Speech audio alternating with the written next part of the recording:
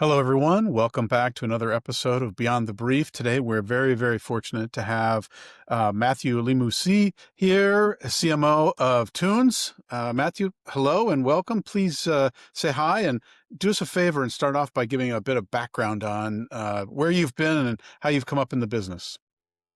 Hi, Chris. First of all, thanks for having me. It's really a pleasure and an honor. Who am I? Well, I'm a marketer since like forever, as far as I can remember. I've been a marketer at heart. You remember maybe in primary school the show and tell and meet the parents sessions. One of the parents that showed up when I was 6.5 um, was a marketer, and he was doing advertising on TV. And I was blown away. And since that day, I've always wanted to be a marketer. Now, I didn't know I wanted to be a marketer in fintech and payments, but here I am.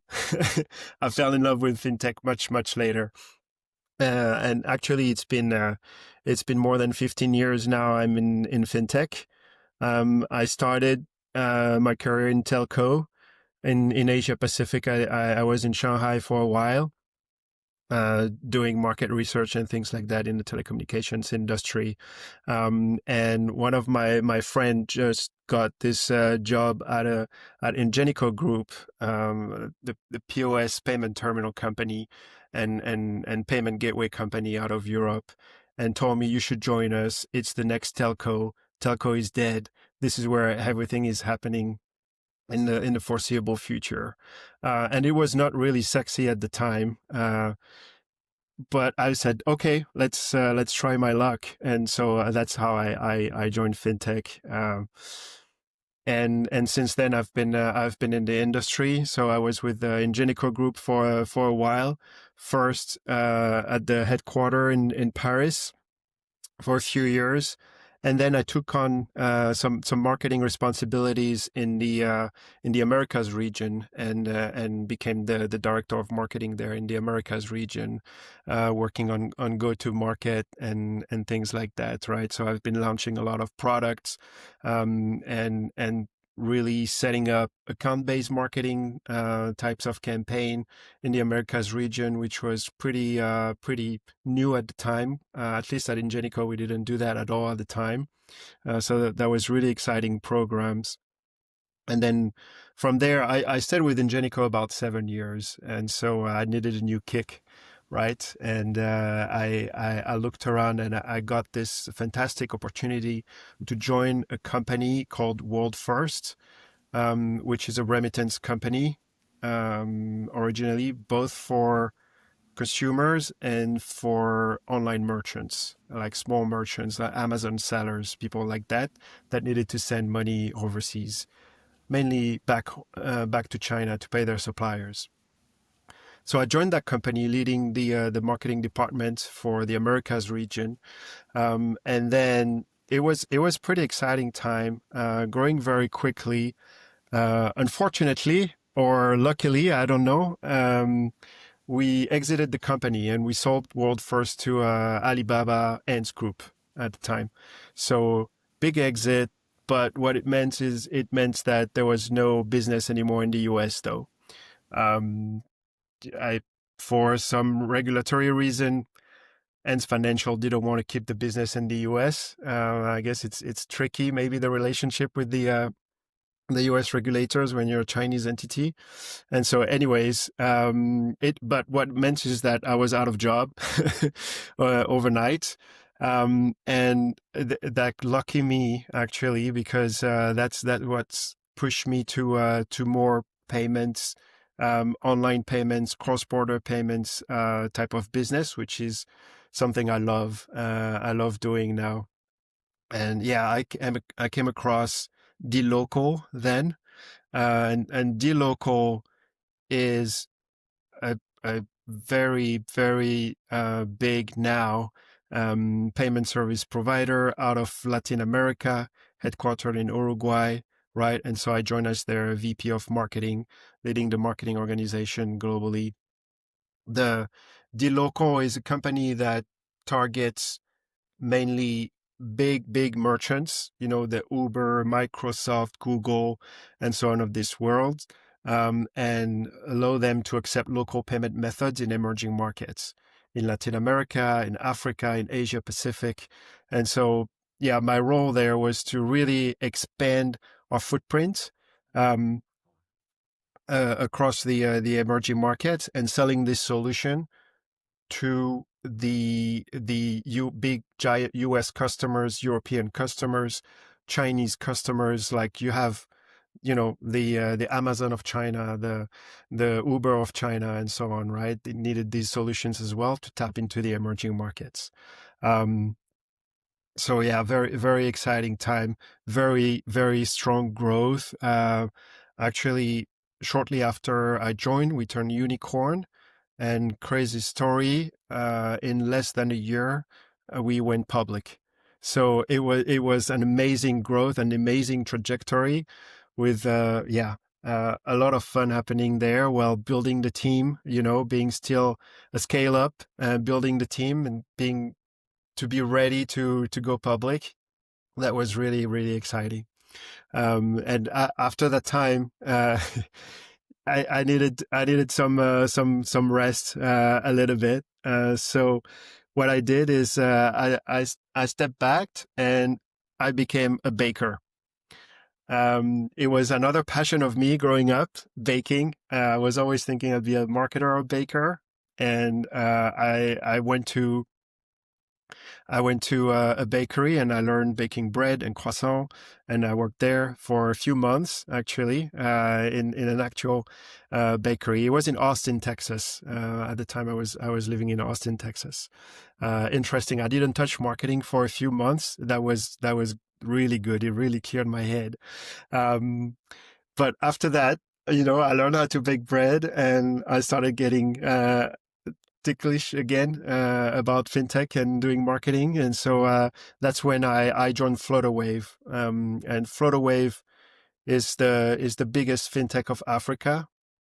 It has a valuation of $3 billion. It's a payments company as well, cross-border payments company. So similarly to dLocal, it supports those giant merchants to accept local payment methods across the African continent. It also worked around intra-Africa money movement, right, for businesses. It also has business unit on acquiring, local acquiring, catering to small merchants in key African markets, as well as a remittance service for African diaspora to send money back home. So a very broad a very broad spectrum of services in the payment world, but focus on Africa, in, out, and within Africa. And so I joined as their VP of marketing there. Built the team. Enjoyed a lot of growth, a lot of hurdles as well. I mean, like everywhere, it was really fun. But we can talk maybe about challenges later on. But that was really exciting working with the team. Mostly the team was mostly spread out across Africa and a little bit in the UK. I was still in the US at the time. And then after a couple of years, I decided to join Tunes very opportunistically. I had the opportunity to work with people I knew from back in the day when I was at Ingenico Group, and to join some people that I knew how they were working, and I really liked that culture already. I knew that already, and so I got really excited when I got the opportunity to join as their chief marketing officer. Now it's been 18 months. I'm at Tunes. Tunes is the smart superhighway to move money around the world.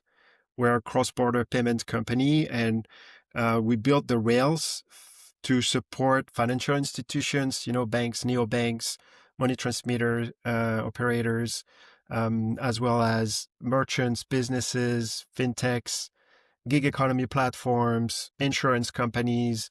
Anyone that needs money or needs to move money overseas can use our services. And with our rails, we can connect them directly into 4 billion bank accounts, 3 billion mobile wallets, and 15 billion cards. We can disperse funds anywhere in 130 countries and 80 currencies.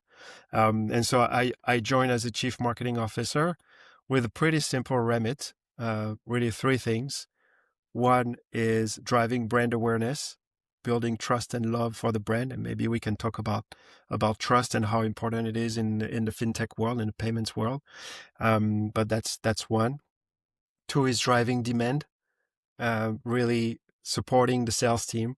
May it be with existing customers, may it be with prospects, driving demand, bringing in new leads, new opportunities, creating new stickiness with our existing customers, selling more to our existing customers. Yeah. And then third is really about scaling the marketing operations, building the team, building the processes, the systems, and so on. So we can keep growing as quickly as we've been growing. We've been growing 40% year over year. We raised our Series D earlier in the spring. We raised $150 million.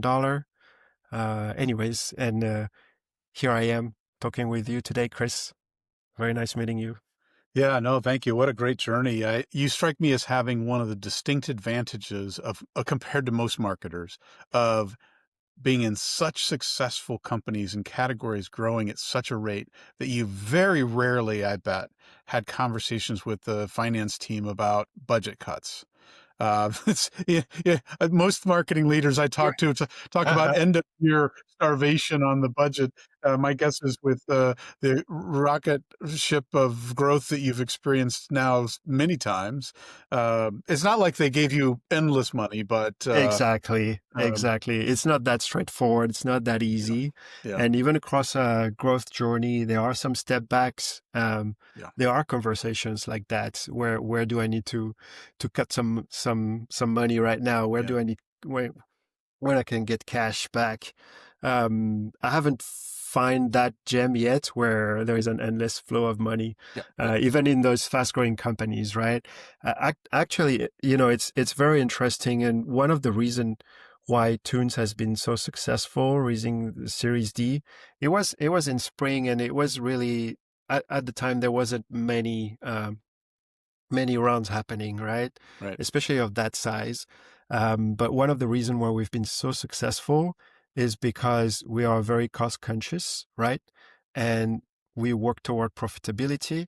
We managed to reach profitability, and so that's the idea, right? If in this world now, when you go and raise funds or when you go public, I spent some time with New York Stock Exchange. Nice.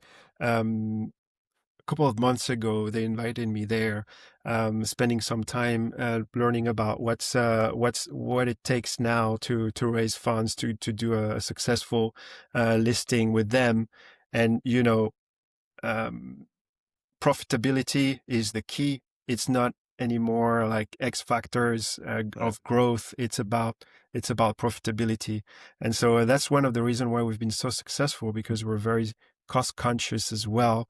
We grow quickly, but we invest the money very wisely, and yeah.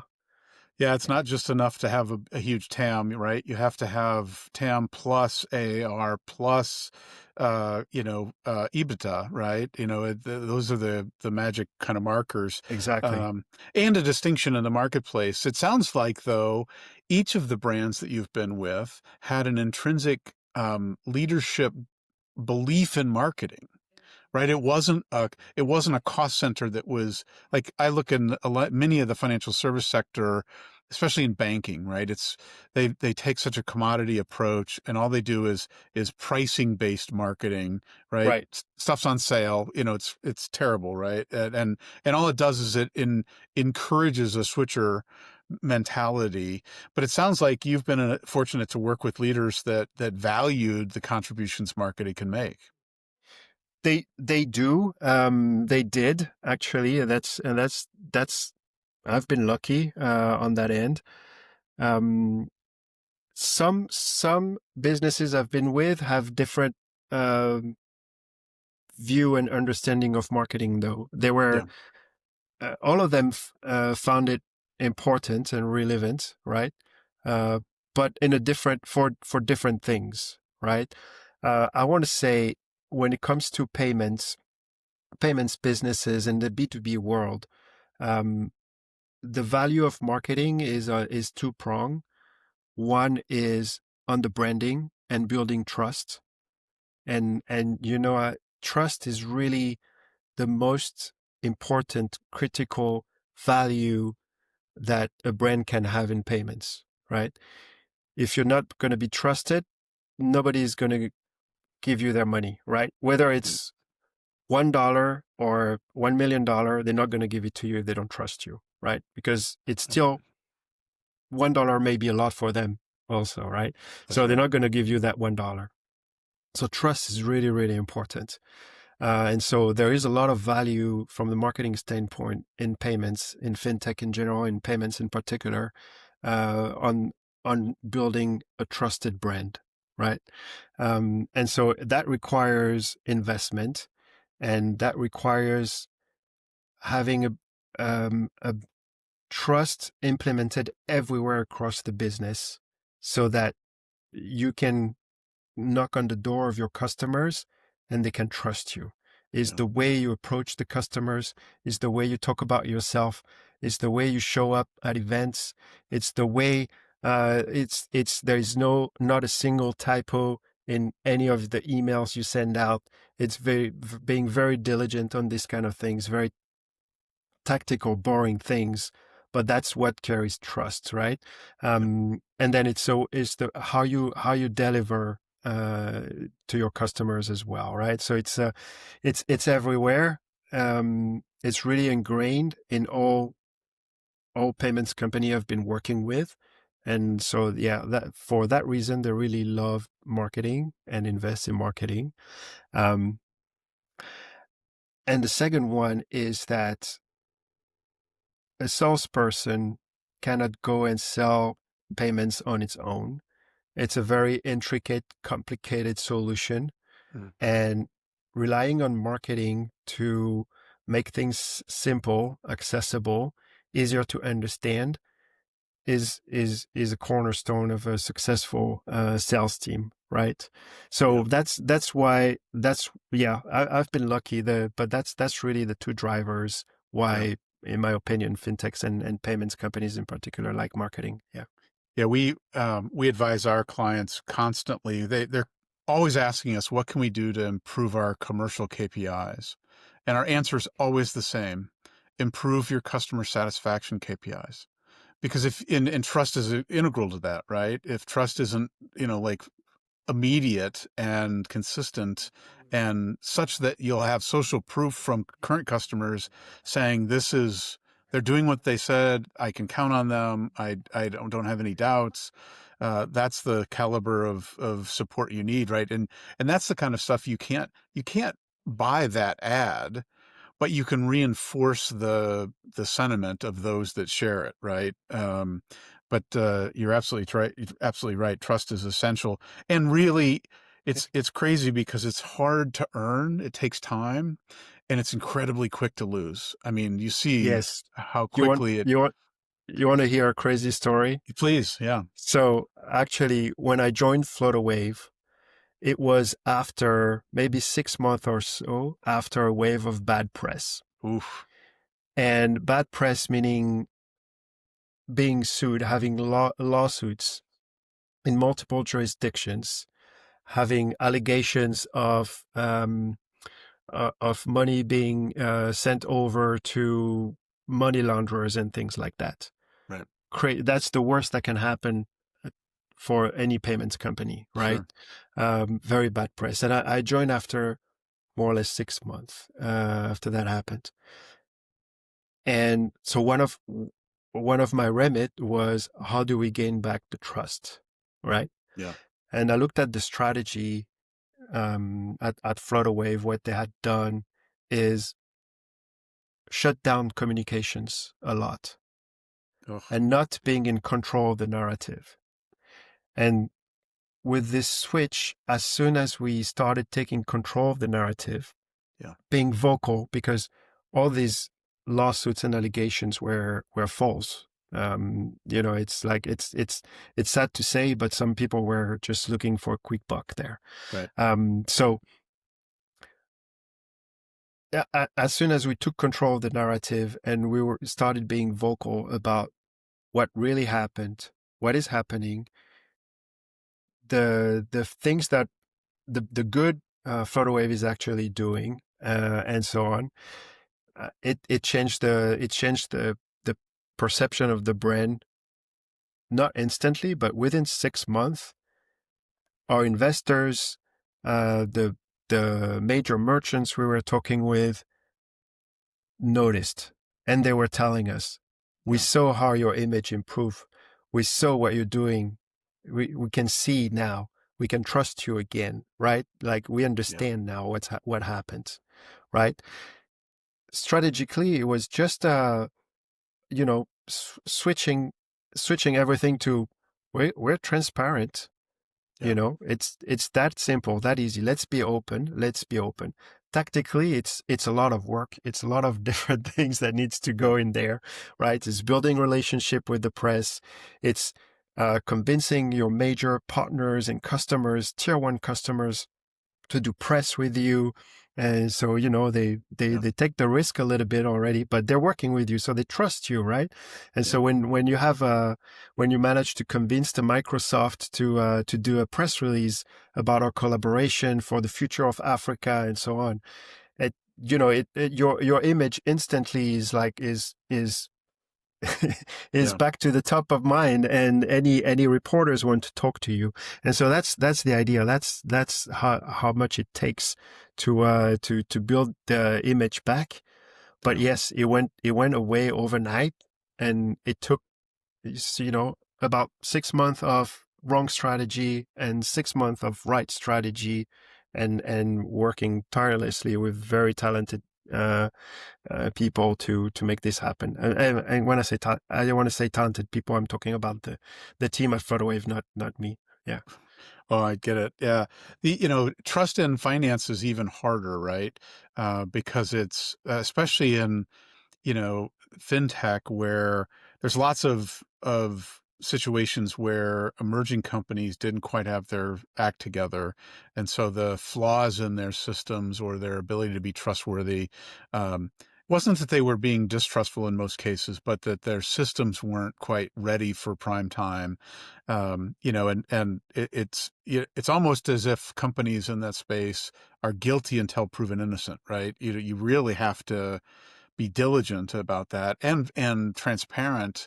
And transparency looks a lot different than, obviously you can't disclose confidential information about any client's business, but, talking about volumes. And then, there's other dimension of this, that internationally, one of the things that I think a lot of Americans don't understand is how common the the the way that work gets done in international markets, that some would call them bribes. But the way that certain things happen, I mean, I ran an office for a big global agency system in Warsaw, Poland. I'll never forget my Polish teacher. One of the first things she told me was, "You have to understand łapówka." And I said, "What is this?" And she said, "This is a bribe," and in English. And I said, "Well, why would I need to know that?" "Well, it's not the same as the way you think of bribe." But there's the way that these things happen, and the need to be, especially in Africa. I mean, I've worked in Africa quite an awful lot, and the way that there are multi dimensions to deals, that some certainly are corrupt. I mean, let's just call it what it is. But in many cases, the way that things happen the optics might look like corruption, or something that might be illicit, but in the end it's not. I mean, it's just the way that business is done. And in finance, that's a even more complicated kind of scenario, right? It's really complicated, and you know what? I mean, I've I've not encountered any any kind of bribery attempt or things like that at any of the payments company I've been That's with. great. And so I'm lucky, Yeah. maybe, or maybe, it's not in our world, in our industry that much. But I have to say, I didn't mention that in my intro, but I lived in Mali, West Africa for a while as well. Yeah. I was working there selling medical material, and several times I've been offered, not me being bribed, but if I were to give to push an envelope full of cash, then I would get a business, right? Yeah. And that happened regularly over and over again. And when you're working with um, NGOs, not so much, but the government or Yeah. public entities especially, and that's really deceiving. But lucky enough, it never really happened for me.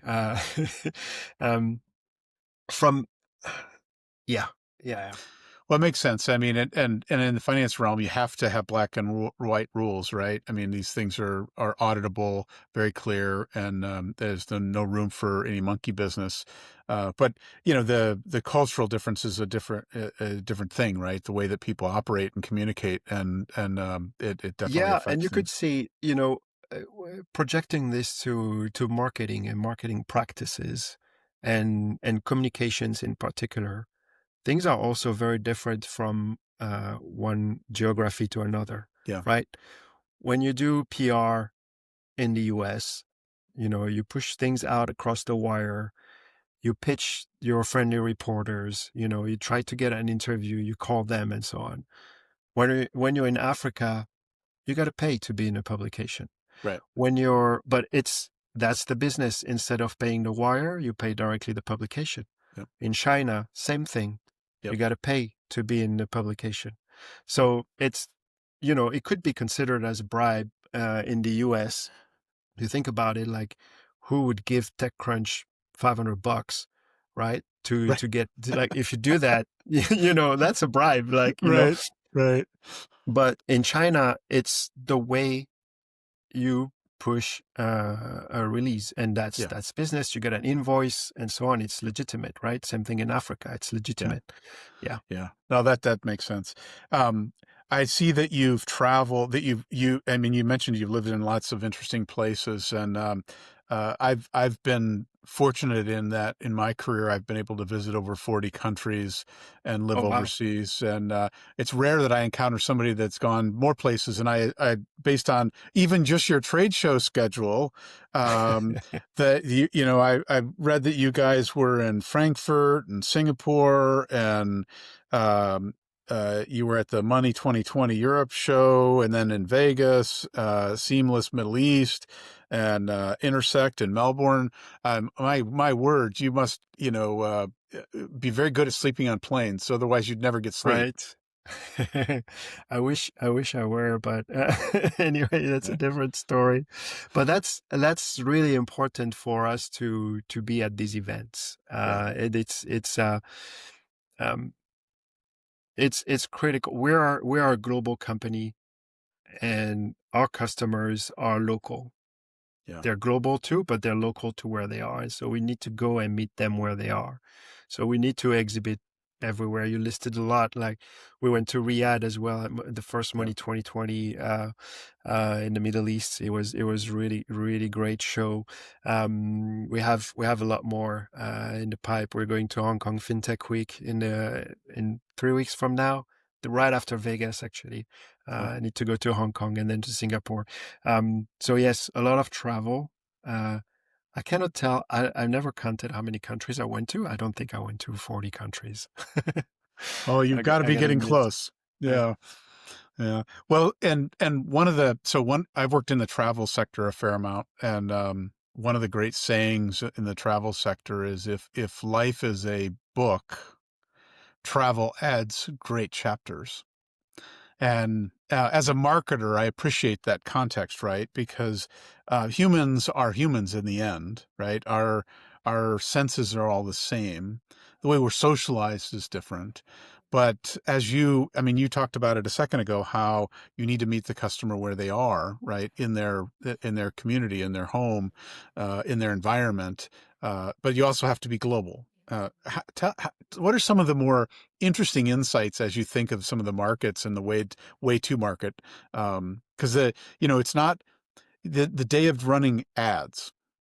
is not, I mean, we're well past that, right? Obviously we still do ads, but there's so much more to it. And are there some interesting cases of where in certain markets where reaching the audience is a really peculiar and interesting difference? Okay. I mean, maybe something from a US angle that we cannot capture is the extent of what's happening in China with social media there and with their super apps, Mm. leveraging channels as WeChat. You would never think, like, from a US standpoint, really advertising heavily there's no even an equivalent. Like, I want to say WhatsApp, but WhatsApp is not even being used that much in the US, right? Right. Um, but yeah, just a chat service, right? Where actually it's a lot more than that. It's a whole social media. It's a super app where everything is available at your fingertip, every kind of service, any kind of service. And so just the way people market in China, you don't send an email to anyone. Nobody Yep. reads their email. There's no email campaigns, right? It's group chats. Yep. It's it's a very different way of reaching your target audience, right? Um, in Nigeria, it's everything is Instagram. But the what's interesting is that commerce happens on Instagram in Mm. Nigeria, meaning you're not going to look for your restaurant on Google Maps. You're going to look for the restaurants you want to order from, or you're not going to go to Uber app, Uber Eats, right? You're going to go on Instagram. You're going to find a restaurant, and there you can access WhatsApp from there. There's a WhatsApp number. You send a message there. They reply, you place your order there. No, you don't have internet, you don't use a website, right? All the commerce is there from Instagram to WhatsApp, and you do a payment there as well.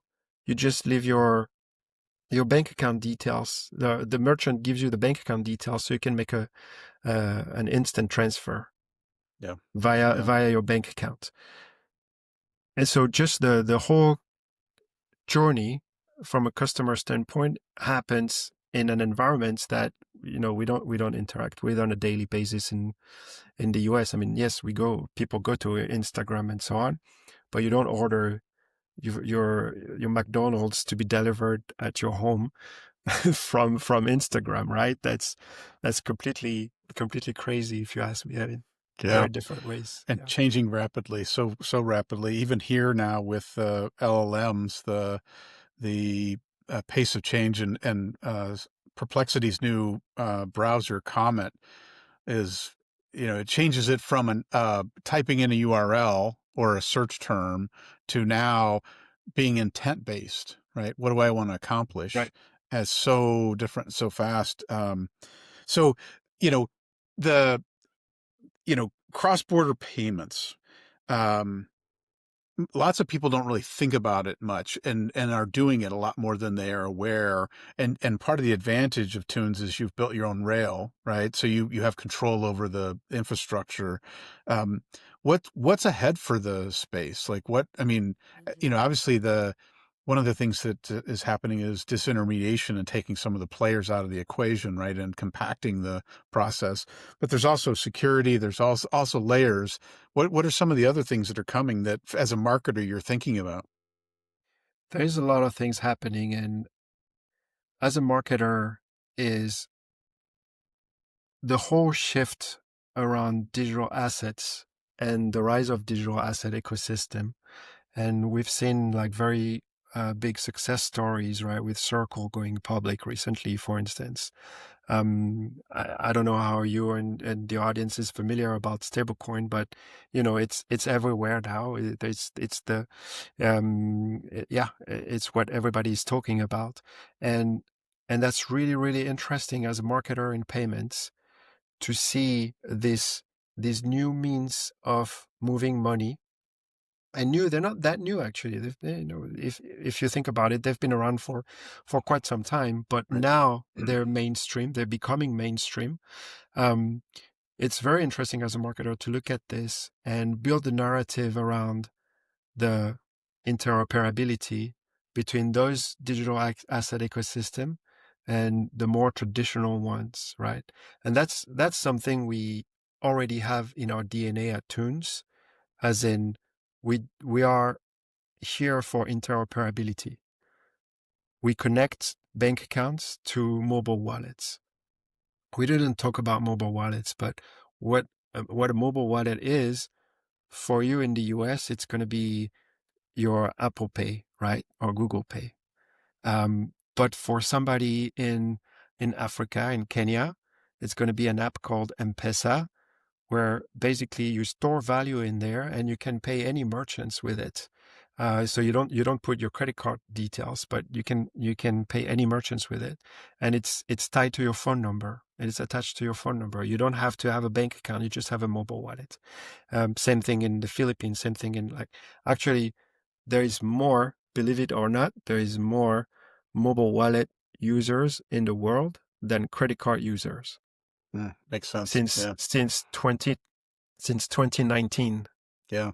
That's So, crazy. anyways, uh, so Yeah. we're connecting those two worlds, right? We allow anyone with a bank account to disperse funds into another bank account or into a mobile wallet.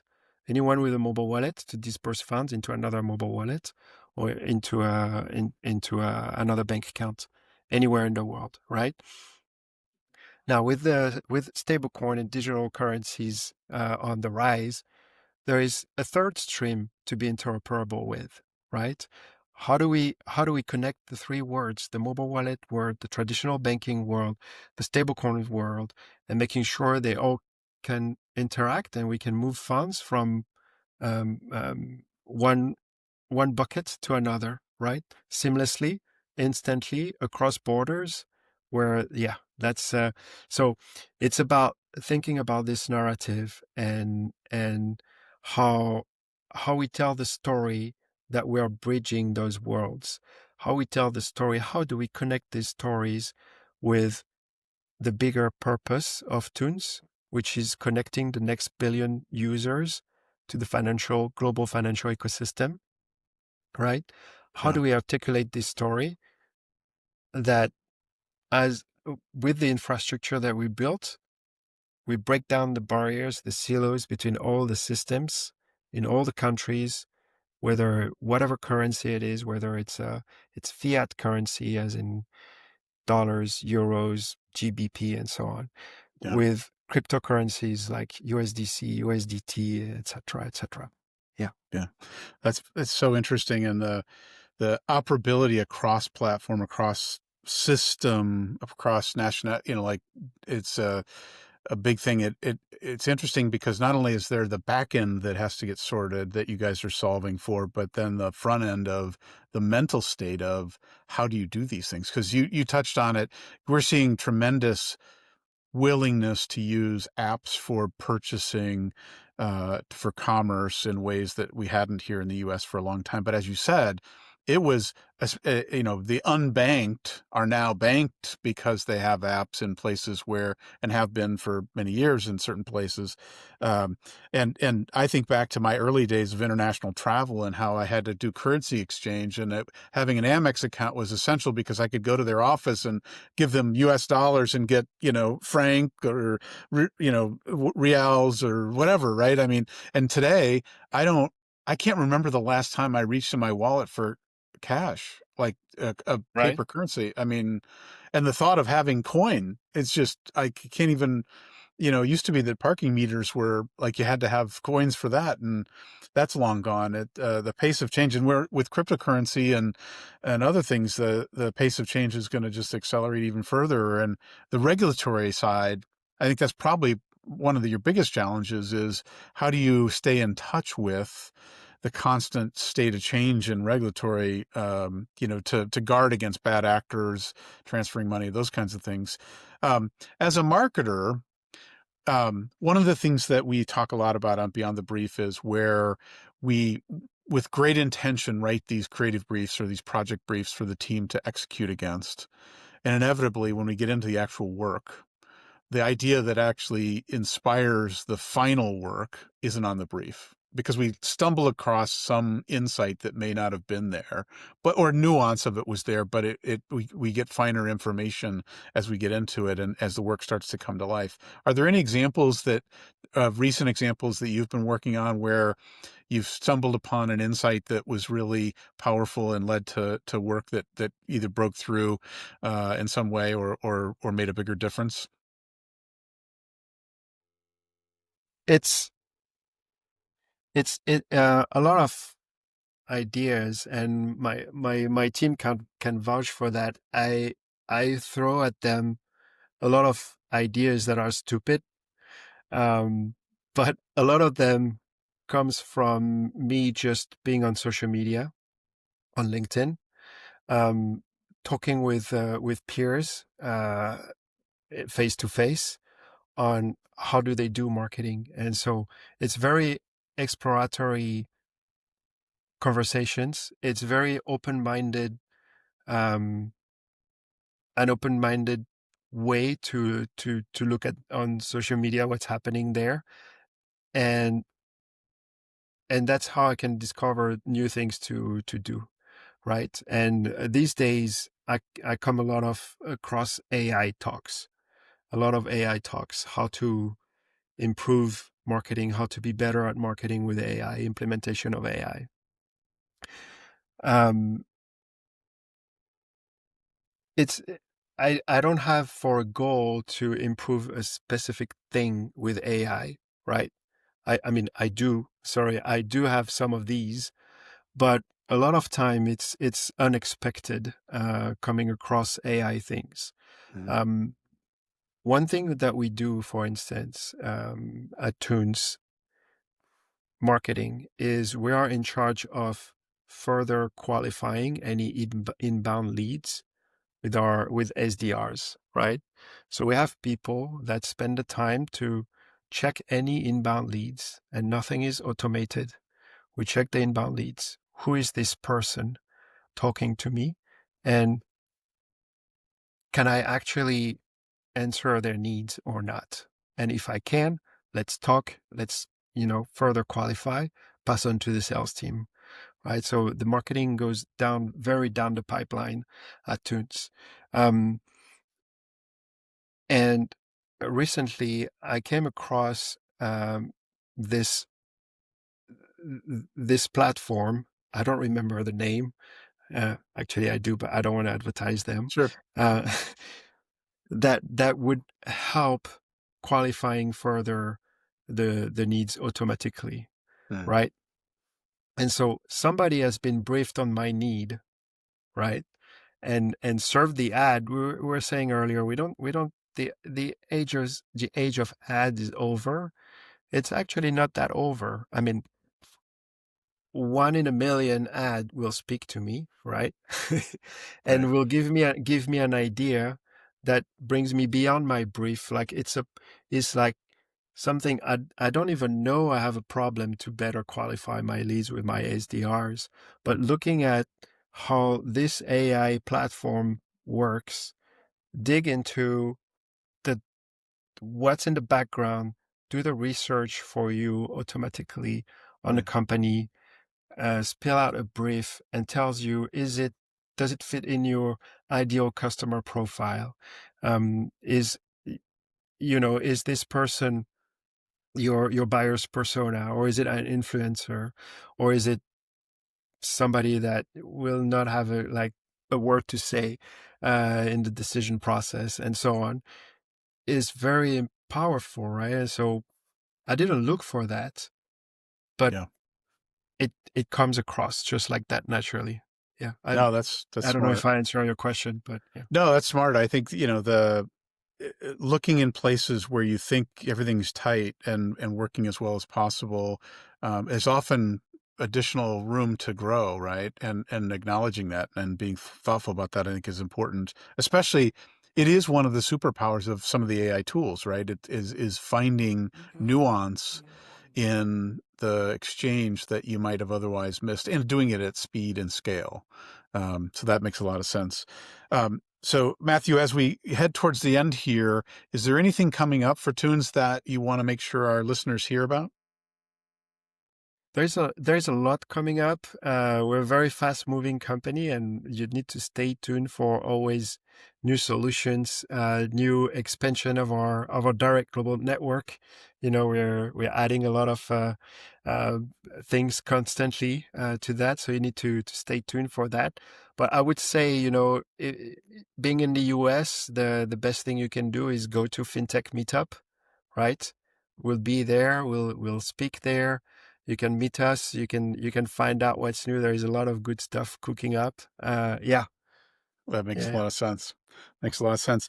So, Mathieu, you have an incredible journey. We didn't even touch on the fact that you speak 4 languages, at least. At least that's the amount that I was able to find. Your brain works in ways that most doesn't. Just the fact that you can do that, which is amazing. Um, you've done so many interesting things. Hollywood actually just called and they want to do a film on you. And it's a biopic about your life and experience to date. Well, What's the name of the film, or who's played you or is going to play you, or what's the plot or theme? Interesting question. I would think a good movie about me, my biopic would be